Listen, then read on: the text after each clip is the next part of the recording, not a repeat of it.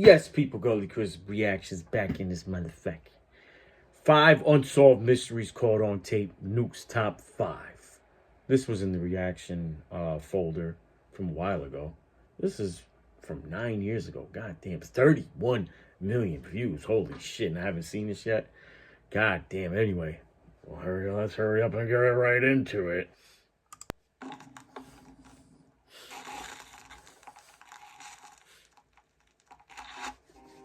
The top 5 mysterious unsolved cases. Jackie Sutton. In late October 2015, seasoned British journalist Jackie Sutton arrived at a Turkish airport to catch her connecting flight to Iraq, where she'd been working with the free speech organization IWPR. Hours later, she was found dead in an airport restroom.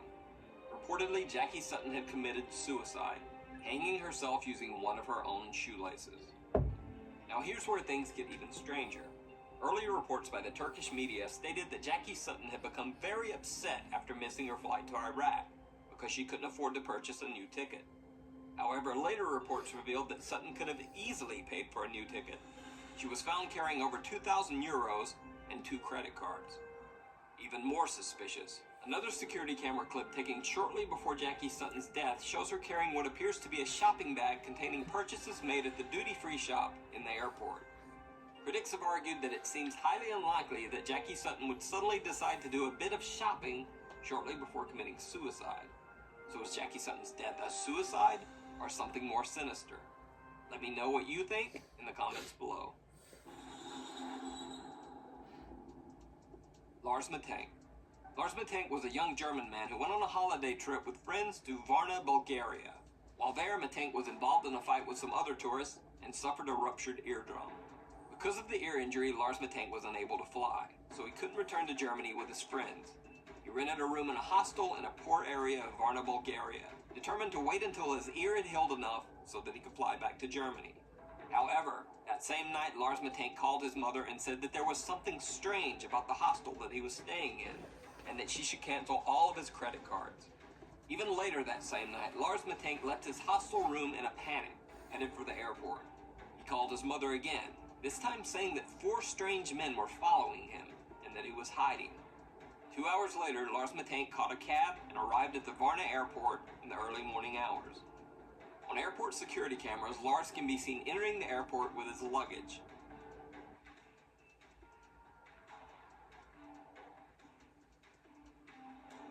But minutes later, he is seen running from the airport in a panic, leaving his luggage behind. Eyewitnesses say that Lars Matank ran to a barbed wire fence that surrounds the airport, climbed over the fence, and then disappeared into some nearby woods. To this day, Lars Matank has never been found. His family asks that anyone with any info as to his current location contact them via their website or Facebook page. Brian Schaefer. One of the strangest disappearances on record is that of Brian Schaefer, an Ohio State medical student. On March 31st, 2006, Brian Schaefer decided to go out for a night on the town with some of his college friends. They met at the Ugly Tuna Saloona, an upstairs bar at Ohio State's South Campus. Brian can be seen arriving at the bar with his 2 friends. They're smiling and laughing as they exit the escalator to the second floor bar. Around 10 p.m., Brian called his longtime girlfriend, with whom he had planned a spring break getaway to Miami a few days later. Comments are turned off. Brian told her that he loved her and would see her soon. Brian's girlfriend said that the call was nothing out of the ordinary. Later, Brian Schaefer is seen again on security camera near the escalators, talking to 2 girls. He seems to say goodbye and then heads back into the bar. Brian Schaefer was never seen again. Security cameras covering the only exits of the Ugly Tuna Saloona bar do not show Brian Schaefer ever leaving. The only possible other exit would have been through an area of the bar that was under heavy construction at the time and closed off to the public. However, even if Schaefer had left through the construction area, there are multiple other security cameras in the bar's vicinity. None of these cameras picked up footage of Brian Schaefer ever leaving the bar. It's almost as if Brian Schaefer disappeared into thin air in the middle of a crowded bar.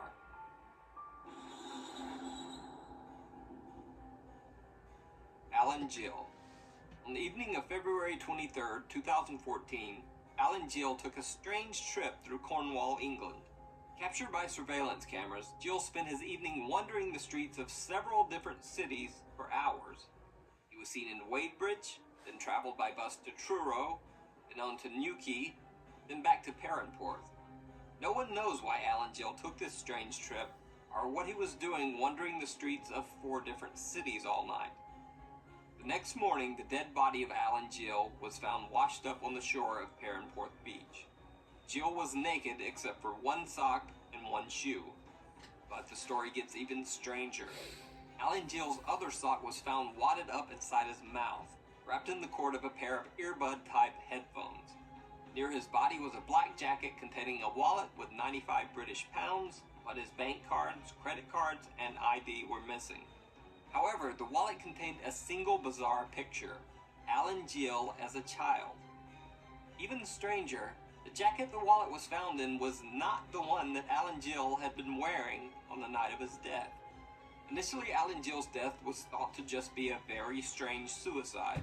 However, an autopsy revealed multiple unexplained injuries to Alan Jill's right hand, chest, and head. Police ruled the death as suspicious. The case still remains unsolved, and no one knows exactly what happened to Alan Jill. The Jamison family. One of the most bizarre disappearances in recent history is that of the Jamison family of Eufaula, Oklahoma. Pastor Gary Brandon claims that the Jamisons told him that their home was haunted by angry spirits.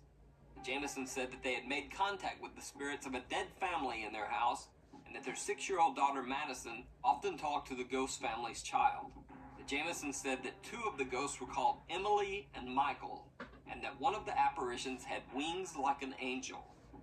Allegedly fearing for the safety of his family, Bobby Jamison had asked Pastor Brandon if there were quote-unquote special bullets that he could use to fight off the intruding spirits. Pastor Brandon also said that Jamison mentioned that he had obtained a quote-unquote satanic Bible in order to attempt to ward off the ghostly beings.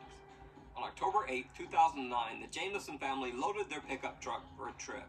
They can be seen on their own front yard security camera moving things from their house to their truck. Bizarrely, the family seems to be in some sort of daze or trance-like state, making dozens of trips back and forth from the house to the truck, but never talking to each other once. After loading the truck, the Jamisons pulled out of the driveway and were never seen alive again. 8 days later, the Jamisons' pickup truck was found by the side of the road. Locked inside the truck were the Jamisons' wallets and IDs, their cell phones, and $32,000 cash.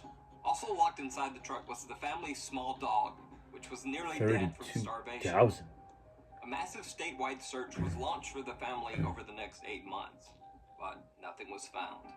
Multiple theories were circulated. One that Bobby and Sherilyn Jamison had been meth users and had been involved in a meth deal gone bad. This theory would also explain their trance-like state in the final video of the family. However, absolutely no evidence of drug use was found when police searched the Jamison family home. 4 years after the Jamison family's disappearance, deer hunters stumbled across some skeletal remains in a remote area of the Eufaula Mountains, less than 3 miles from where the Jamisons' truck had been found. The bodies were forensically identified as the remains of the Jamison family. However, the bodies were so badly decomposed that no cause of death could be determined. The reason for the Jamison family's strange behavior and the cause of their death remains a mystery to this day. Damn. It's fucking terrible.